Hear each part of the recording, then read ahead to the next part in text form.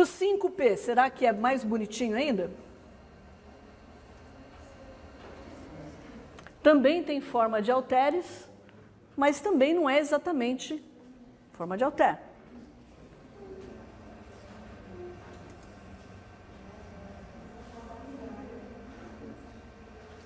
6p e 7p. Então, todos os orbitais p, todos eles têm 3 orientações possíveis no espaço. Isso veio da onde? Veio dessa parte angular aqui da função de onda. E o D? Então, olha que interessante, né? Se você tiver o número quântico secundário 0, eu só tenho uma orientação, que é esférica. Se eu tiver um número quântico 1, isso significa que eu vou ter 3 orientações possíveis, porque esse número quântico secundário 1, ele vai originar 3 números quânticos associados, que é -1, 0 e mais 1, que são 3 orientações possíveis. Se eu tiver um número quântico secundário 2, por analogia, quantas orientações no espaço eu espero ter? 5. -2, -1, 0, mais 1 e mais 2. Vamos ver aqui um orbital 3D, que é o orbital D de menor energia. Então, vocês têm o formato dos orbitais D, orbitais hidrogenoides, orbitais do átomo de hidrogênio, com frequência, vou repetir de novo, esses formatos são usados para descrever, por exemplo, o carbono. Mas eles não podem descrever o carbono adequadamente, porque o carbono tem muito mais elétrons do que o hidrogênio.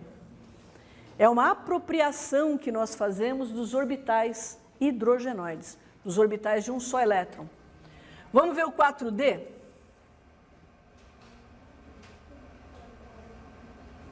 O 5D?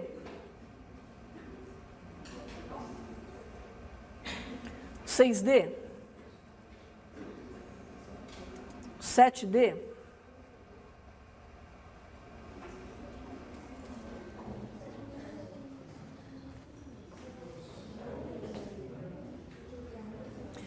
Quantas orientações no espaço eu devo ter para um átomo, para um elétron, perdão, que tenha número quântico secundário 3?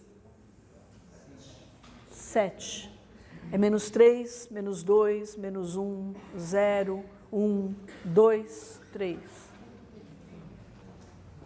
Vamos ver se é verdade?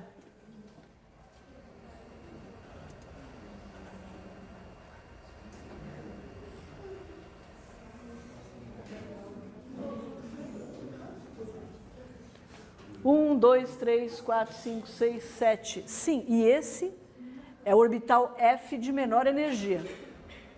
Pegar um 5F.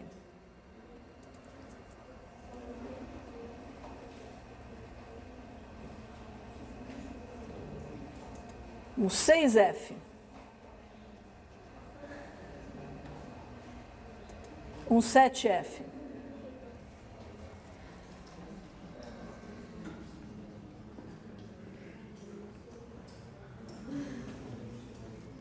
Então, o que essas figuras estão mostrando para a gente, cada um desses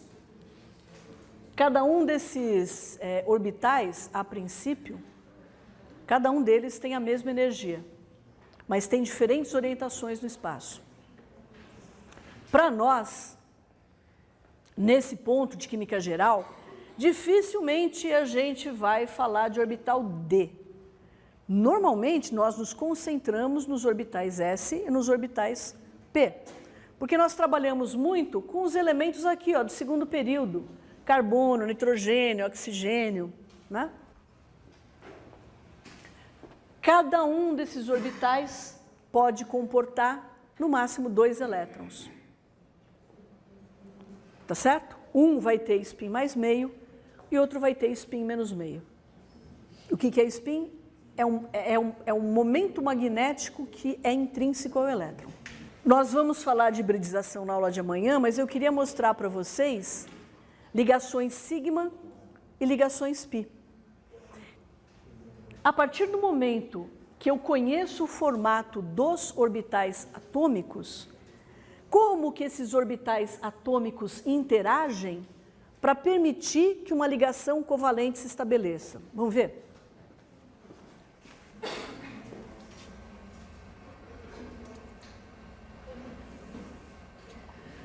Vamos começar com a molécula mais simples, né? São 2 átomos de carbono e 6 átomos de hidrogênio.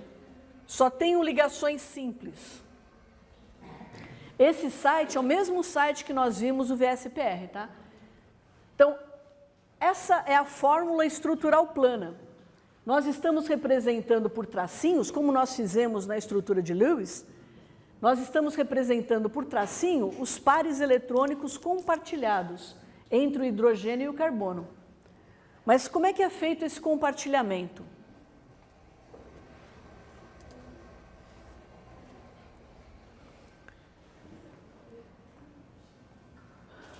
Bom, eu deveria explicar antes a ideia de hibridização para que nós sejamos capazes de entender por que o carbono já tem uma geometria tetraédrica aqui e o que significa esse sp3. Mas o nosso tempo de aula é curto demais para eu explicar a hibridização. Então, por favor, concentrem-se só na ideia da superposição de orbitais. Amanhã a gente vai entender direito o que é esse sp3 e o que é o sp2 e sp que a gente vai ver depois. Então, como esses 2 átomos de carbono vão se ligar? Essa é a sobreposição frontal. 2 orbitais se recobrem frontalmente, formando uma ligação sigma. Os outros orbitais que são orbitais híbridos aqui no caso, né? Mas enfim, misturas de orbitais p com orbitais s, esses outros orbitais aqui, atômicos nesse modelinho, eles vão interagir com orbitais atômicos do hidrogênio, formando outras ligações sigma.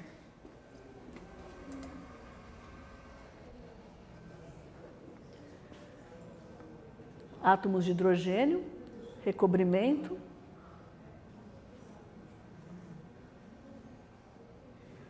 Formei a molécula de etano. É claro que isso aqui é uma ligação simples, então, né, esses 2 grupos podem girar um em relação ao outro.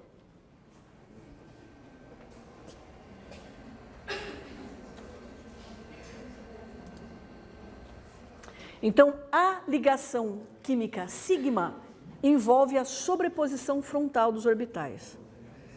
No próximo composto, eu tenho uma ligação sigma e uma ligação π.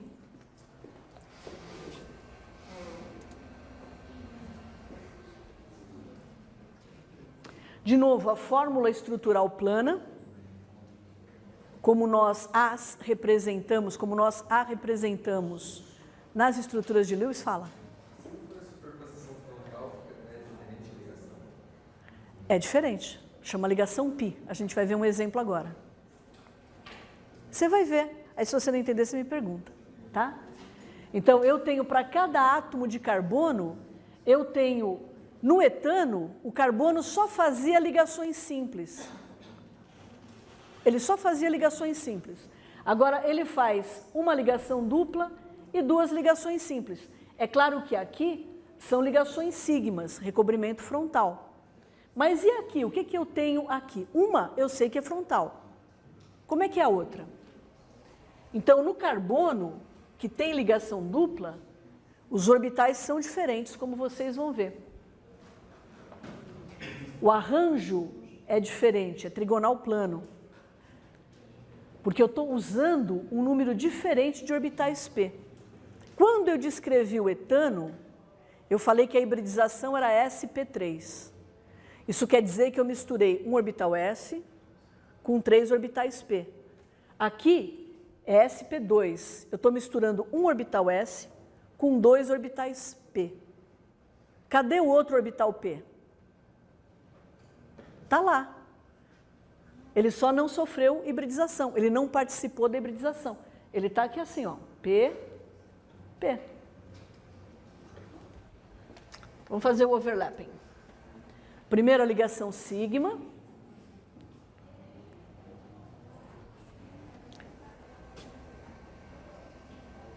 Aí, as outras ligações sigma com hidrogênio. Opa, e agora? Acabou tudo, né? Não, porque tem o orbital P aqui que não está participando da ligação. E que vai fazer o recobrimento lateral que ele tinha curiosidade. Shazam!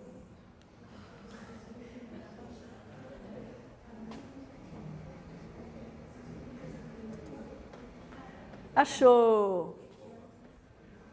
A gente tem que ter um pouquinho de paciência com ele.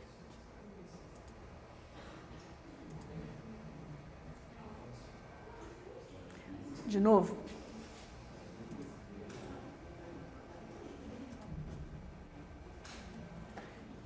Tá? Recobrimento lateral. Imagina o orbital P. Né? Se você tem orbitais P que podem se sobrepor frontalmente, como na ligação simples, é sigma. Mas se eles são ortogonais, eu vou ter P que pode se ligar frontalmente ou lateralmente. Essa sobreposição lateral que nós vimos aqui é a ligação π. Ele tem dois lobos, né? Isso aqui é um orbital só, dois lobos. Um acima desse plano e um abaixo desse plano aqui. Já respondo, Rafael. Tá certo? Mas não são dois orbitais, é um só. Um lobo acima e um lobo abaixo.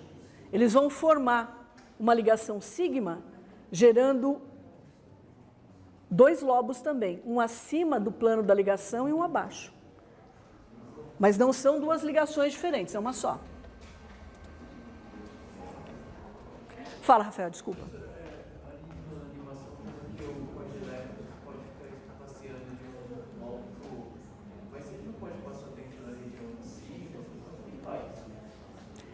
Não, isso aí é só...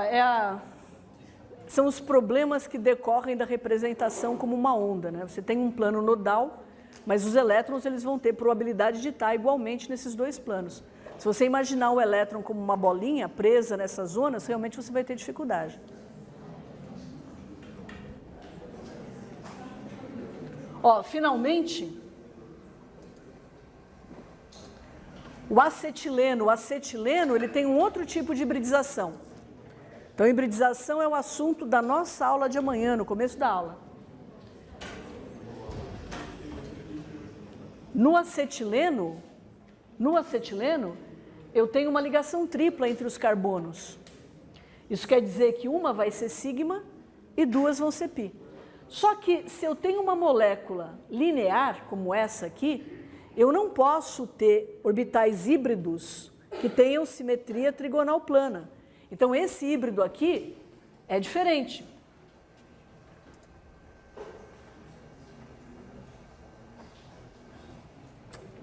Então, é uma hibridização do tipo sp. Eu vou misturar dois orbitais atômicos, um s e um p. E os outros dois orbitais p estão aqui. Um está aqui perpendicular a esse, paralelo aqui à tela, e o outro está para frente, perpendicular, só que não está mostrando aqui. Então, a gente tem a ligação sigma, a gente tem a ligação sigma com os hidrogênios, e a gente tem os elétrons P. Eu vou voltar e vamos ver se ele vai mais devagarzinho. E aí, como eu tenho duas ligações sigma, eu tenho uma apontando para vocês com um lobo aqui e um outro lobo atrás. E outra com um lobo acima e um lobo abaixo.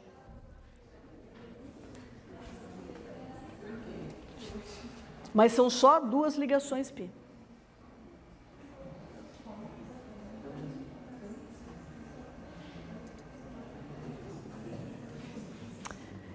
Eu mostrei essas animações aí como aperitivo para a hibridização. A última coisa que eu quero mostrar para vocês eu vou deixar vocês fermentando tudo isso. Talvez amanhã vocês tragam algumas outras dúvidas, tá? Como é que é a ligação entre dois átomos de hidrogênio? Eu vou mostrar para vocês dois átomos de hidrogênio, um elétron em cada um. Qual é o único tipo de ligação química que eles podem fazer? Sigma, frontal, porque não tem orientação no espaço. Só que quando eu uso esse modelo usando orbitais moleculares, se eu uso dois orbitais atômicos, eu vou gerar dois orbitais moleculares. Um é ligante, um favorece a ligação, e o outro é antiligante, não favorece a ligação. Então eu vou mostrar como é que são os dois orbitais.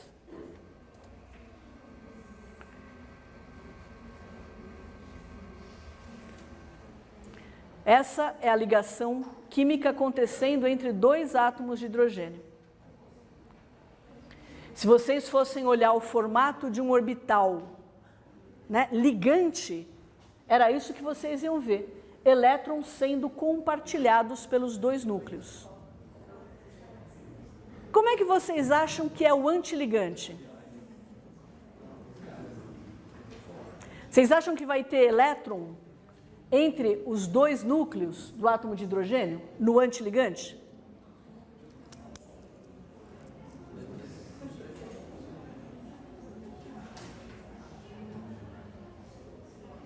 Esse aqui é ligante, eu tenho elétron entre os dois núcleos.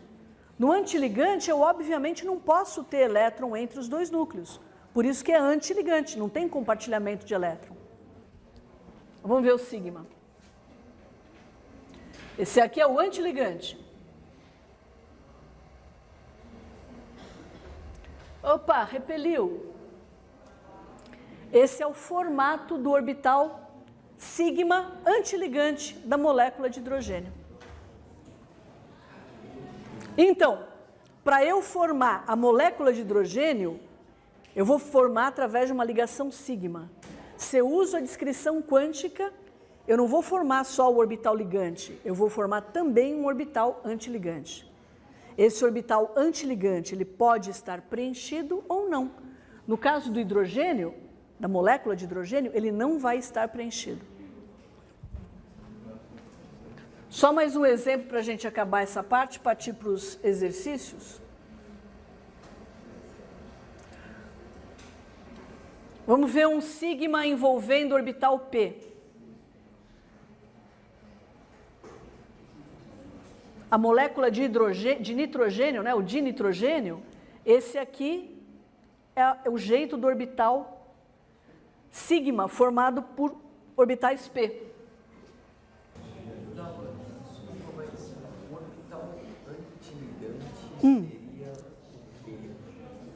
É um orbital antiligante.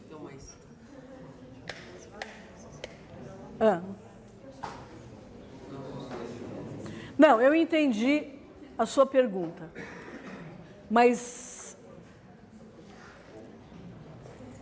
eu vou tentar usar uma linguagem que não é correta, tá certo? É inevitável que quando eu misture dois orbitais atômicos, dentro, né, no âmbito da teoria, eu tenho que gerar dois orbitais moleculares. Eu tenho que gerar. Se esses orbitais vão ser ocupados ou não vão ser ocupados, depende do número de elétrons que eu tenho nos dois átomos que participam da ligação. Então, para todo orbital ligante que eu crio, eu tenho que criar um orbital antiligante. Qual o papel desse orbital antiligante? O papel desse orbital antiligante é receber os elétrons que participam da ligação, mas não necessariamente vão favorecer a ligação. Então, por exemplo, a gente vai começar a aula de amanhã falando de hibridização e depois desses orbitais. Eu sou capaz de prever se dois átomos vão se ligar ou não? Eu vou dar um exemplo rapidinho, tá? Aí eu vou pedir licença para vocês para a gente encerrar a aula, mas com hidrogênio é fácil a gente perceber. Um elétron, um S1, em um átomo de hidrogênio, um elétron S1 no outro átomo de hidrogênio. Eu vou misturar esses dois orbitais atômicos e vou obter dois orbitais moleculares. Um é ligante e um é antiligante. No caso do hidrogênio, quantos elétrons eu tenho disponível, Aleph? 2. Um para cada átomo. Então, esses dois elétrons, eu vou usar para preencher os 2 elétrons que eu posso colocar no orbital ligante. Tá certo? Se fosse, por exemplo, hélio, ao invés de ser hidrogênio, se fosse hélio, vocês acham que existe a molécula de hélio 2? Não, vocês acham que existe? O que é o hélio? Vai formar o hélio 2? Não. Os gases nobres reagem sim, eles não são totalmente inertes. A gente viu em sala de aula alguns exemplos no VSEPR usando átomos maiores, como xenônio, por exemplo. Pequenininho assim, não. Então, vocês concordam comigo que, a princípio, o hélio 2 não existe? Então, vamos fazer. Mas também é elétron S, não é? Só que, ao invés de ser um S1, como no caso do hidrogênio, é um S2. Quantos elétrons eu tenho? 4. Quando eu monto os orbitais e vou distribuir os elétrons, eu primeiro preencho o orbital ligante, um elétron que tem menor energia. Um elétron com spin para cima, outro elétron com spin para baixo. Posso colocar mais elétron nesse sigma? Não. Mas eu tenho mais 2 elétrons ainda, não tenho? Vou pôr onde? No antiligante. Coloco os 2 no antiligante. Um spin para cima e um spin para baixo. O que acontece? Eu tenho o mesmo número de elétrons no orbital ligante e no antiligante. Vocês acham que vai ter ligação química? Se eu tiver o mesmo número de elétrons favorecendo a ligação e desfavorecendo a ligação, vocês acham que eu vou ter ligação química? Lógico que não. Eu tenho igual número de elétrons antiligantes. E se for o hélio mais? Eu vou tirar um elétron. Da onde que eu vou tirar esse elétron? Do ligante ou do antiligante? Do antiligante, que é o de maior energia. Eu tenho os orbitais atômicos, o ligante está aqui, o antiligante está aqui. Eu tenho no hélio 2 mais 2 elétrons aqui, 2 elétrons aqui. Se eu tirar um elétron para formar o hélio 2 mais, eu tirei do de maior energia. Agora eu tenho mais elétrons no orbital ligante do que no orbital antiligante. Tem ligação? Tem. É uma ligação fraca, mas existe. Tem mais energia, sempre.